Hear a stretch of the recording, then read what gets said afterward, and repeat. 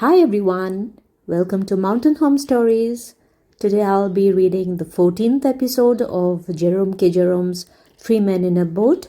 If you are new to my channel, please do consider subscribing to it. If you haven't read the earlier episodes, please do look into the videos, read those stories first, and then come back to listen to today's episode. So let's not waste any further time. Let's just start off. Read along with me. We left Streatley early the next morning and pulled up to Culham and slept under the canvas in the backwater there. The river is not extraordinarily interesting between Streatley and Wallingford. From Cleve, you get a stretch of 6.5 miles without a lock. I believe this is the longest uninterrupted stretch anywhere above Teddington, and the Oxford Club makes use of it for their trial eights. But however satisfactory this absence of locks may be to rowing men, it is to be regretted by the mere pleasure seeker. For myself, I am fond of locks. They pleasantly break the monotony of the pull. I like sitting in the boat and slowly rising out of the cool depths up into new reaches and fresh views, or sinking down, as it were, out of the world and then waiting, while the gloomy gates creak and the narrow strip of daylight between them widens till the fair smiling river lies full before you, and you push your little boat out from its brief prison onto the welcoming waters once again. They are picturesque little spots, these locks. The stout old lockkeeper, or his cheerful-looking wife, or bright-eyed daughter, are pleasant folk to have a passing chat with. You meet other boats there, and river gossip is exchanged. The Thames would not be the fairyland it is without its flower-decked locks. Talking of locks reminds me of an accident George and I very nearly had one summer's morning at Hampton Court. It was a glorious day, and the lock was crowded, and as is a common practice by the river, a speculative photographer was taking a picture of us all as we lay upon the rising waters. I did not catch what was going on at first and was therefore extremely surprised at noticing George hurriedly smooth out his trousers, ruffle up his hair and stick his cap on in a rakish manner at the back of his head, and then, assuming an expression of mingled affability and sadness, sit down in a graceful attitude and try to hide his feet. My first idea was that he had suddenly caught sight of some girl he knew, and I looked about to see who it was. Everybody in the lock seemed to have been suddenly struck wooden. They were all standing or sitting about in the most quaint and curious attitudes I have ever seen of a Japanese fan. All the girls were smiling. Oh, they did look so sweet. And all the fellows were frowning and looking stern and noble. And then, at last, the truth flashed across me and I wondered if I should be in time. Ours was the first boat, and it would be unkind of me to spoil the man's picture, I thought. So I faced round quickly and took up a position in the prow, where I leant with careless grace upon the hitcher, in an attitude suggestive of agility and strength. I arranged my hair with a curl over the forehead, and threw an air of tender wistfulness into my expression, mingled with a touch of cynicism, which I am told suits me. As we stood waiting for the eventful moment, I heard someone behind call out, "Hi! Look at your nose!" I could not turn round to see what was the matter, and whose nose it was that was to be looked at. I stole a side glance at George's nose. It was all right. At all events, there was nothing wrong with it that could be altered. I squinted down at my own, and that seemed all that could be expected also. "Look at your nose, you stupid ass!" came the same voice again, louder. And then another voice cried, "Push your nose out, can't you, You two with the dog!" Neither George nor I dared to turn round. The man's hand was on the cap, and the picture might be taken any moment. Was it us they were calling to? What was the matter with our noses? Why were they to be pushed out? But now the whole lock started yelling, and a stentorian voice from the back shouted, "Look at you both, sir, you in the red and black caps.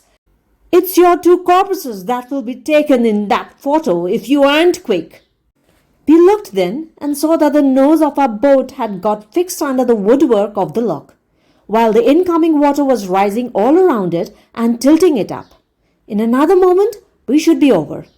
Quick as thought, we each seized an oar, and a vigorous blow against the side of the lock with the butt ends released the boat and sent us sprawling on our backs. We did not come out well in that photograph, George and I. Of course, as was to be expected, our luck ordained it that the man should set his wretched machine in motion at the precise moment that we were both lying on our backs with a wild expression of, "Where am I? And what is it?" on our faces, and our 4 feet waving madly in the air. Our feet were undoubtedly the leading article in that photograph. Indeed, very little else was to be seen. They filled up the foreground entirely. Behind them, you got glimpses of the other boats and bits of the surrounding scenery, but everything and everybody else in the loch looked so utterly insignificant and paltry compared with our feet that all the other people felt quite ashamed of themselves and refused to subscribe to the picture. The owner of one steam launch, who had bespoke 6 copies, rescinded the order by seeing the negative. He said he would take them if anybody could show him his launch, but nobody could. It was somewhere behind George's right foot. There was a good deal of unpleasantness over the business. The photographer thought we ought to take a dozen copies each, seeing that the photo was about 9/10 us. But we declined. We said we had no objection to being photoed full length, but we preferred being taken the right way up. Wallingford, 6 miles above Streatley, is a very ancient town and has been an active centre for the making of English history. It was a rude, mud-built town in the time of the Britons, who squatted there, until the Roman legions evicted them and replaced their clay-baked walls by mighty fortifications, the trace of which time has not yet succeeded in sweeping away. So well those old world masons knew how to build. But time, though he halted at Roman walls, soon crumbled Romans to dust, and on the ground, in later years, fought savage Saxons and huge Danes until the Normans came. It was a walled and fortified town up to the time of the Parliamentary War, when it suffered a long and bitter siege from Fairfax. It fell at last, and then the walls were razed. From Wallingford up to Dorchester, the neighbourhood of the river grows more hilly, varied, and picturesque. Dorchester stands half a mile from the river. It can be reached by paddling up the Thames if you have a small boat, but the best way is to leave the river at Days Lock and take a walk across the fields. Dorchester is a delightfully peaceful old place, nestling in stillness and silence and drowsiness. Dorchester, like Wallingford, was a city in ancient British times. It was then called Caerdoran, the city on the water. In more recent times, the Romans formed a great camp here, the fortifications surrounding which now seem like low, even hills. In Saxon days, it was the capital of Essex. It was very old and it was very strong and great once. Now it sits aside from the stirring world and nods and dreams. Round Clifton Hampden, it's a wonderfully pretty village, old-fashioned, peaceful, and dainty with flowers. The river scenery is rich and beautiful. If you stay the night on land at Clifton, you cannot do better than put up at the Barley Mow. It is, without exception, I should say, the quaintest, most old-world inn up the river. It stands on the right of the bridge, quite away from the village. Its low-pitched gables and thatched roof and latticed windows give it quite a storybook appearance, while inside it is even still more once upon a timeified. It would not be a good place for the heroine of a modern novel to stay at. The heroine of a modern novel is always divinely tall, and she is ever drawing herself up to her full height. At the Barley Mow, she would bump her head against the ceiling each time she did this. It would also be a bad house for a drunken man to put up at. There are too many surprises in the way of unexpected steps down into this room and up into that. And as for getting upstairs to his bedroom, or even finding his bed when he got up, either operation would be an utter impossibility to him. We were up early the next morning as we wanted to be in Oxford by the afternoon. It is surprising how early one can get up when camping out.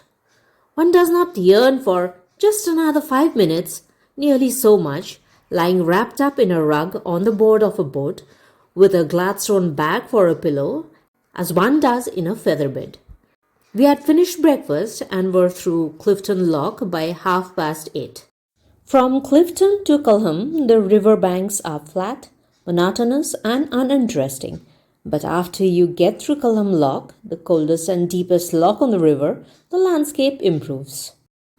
At Abingdon, the river passes by the streets.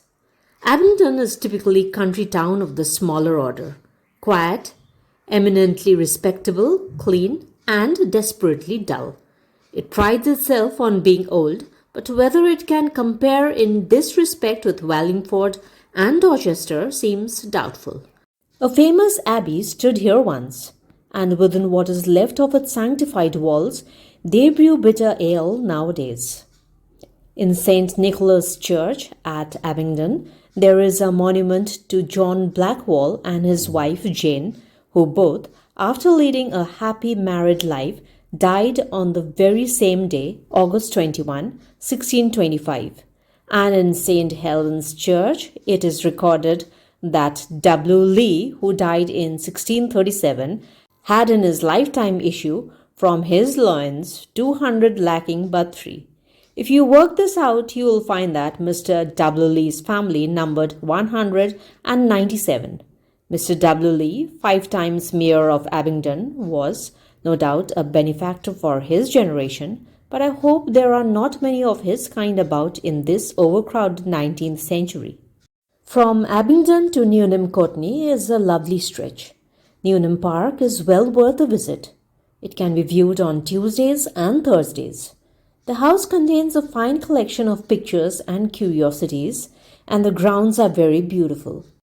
The pool under Sandford Lasher, just behind the lock, is a very good place to drown yourself in. The undercurrent is terribly strong, and if you once get down into it, you're all right. An obelisk marks the spot where 2 men have already been drowned while bathing there, and the steps of the obelisk are generally used as a diving board by young men now who wish to see if the place really is dangerous.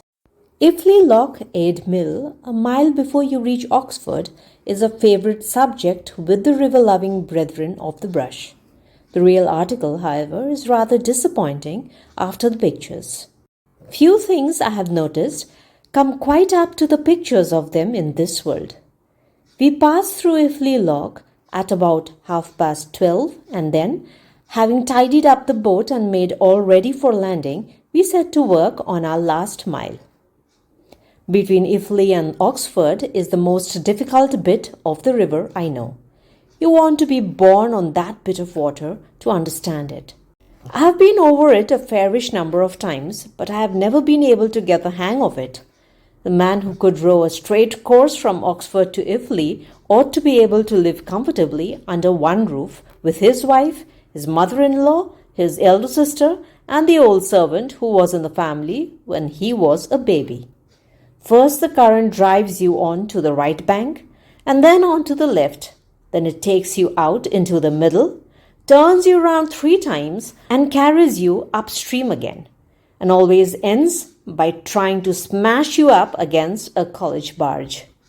Of course, as a consequence of this, we got in the way of a good many other boats during the mile, and they in ours. And of course, as a consequence of that, a good deal of bad language occurred. I don't know why it should be, but everybody is always so exceptionally irritable on the river. Little mishaps that you would hardly notice on dry land drive you nearly frantic with rage when they occur on the water. When Harris or George makes an ass of himself on dry land, I smile indulgently. When they behave in a chucklehead way on the river, I use the most blood-curdling language to them. When another boat gets in my way, I feel I want to take an oar and kill all the people in it. The mildest tempered people, when on land, become violent and bloodthirsty when in a boat. I did a little boating once with a young lady. She was naturally of the sweetest and gentlest disposition imaginable, but on the river it was quite awful to hear her. "Oh, drat the man!" she would exclaim, when some unfortunate sculler would get in her way. "Why don't you look where he's going?" And, "Oh, bother the silly old thing!" she would say indignantly when the sail would not go up properly, and she would catch hold of it and shake it quite brutally. Yet, as I have said, when on shore she was kind-hearted and amiable enough. The air of the river has a demoralizing effect upon one's temper, and this it is, I suppose, which causes even bargemen to be sometimes rude to one another and to use language which, no doubt, in their calmer moments they regret. We'll continue with the last part of the story in another video. Hope you enjoyed reading the 14th episode with me. Leave me a comment and let me know. Please do like and share, and of course subscribe to my channel if you are new to it. Hit on the notification bell for my next videos, and thank you so much for dropping by. Come back to hear me again. Till then, take care and bye-bye.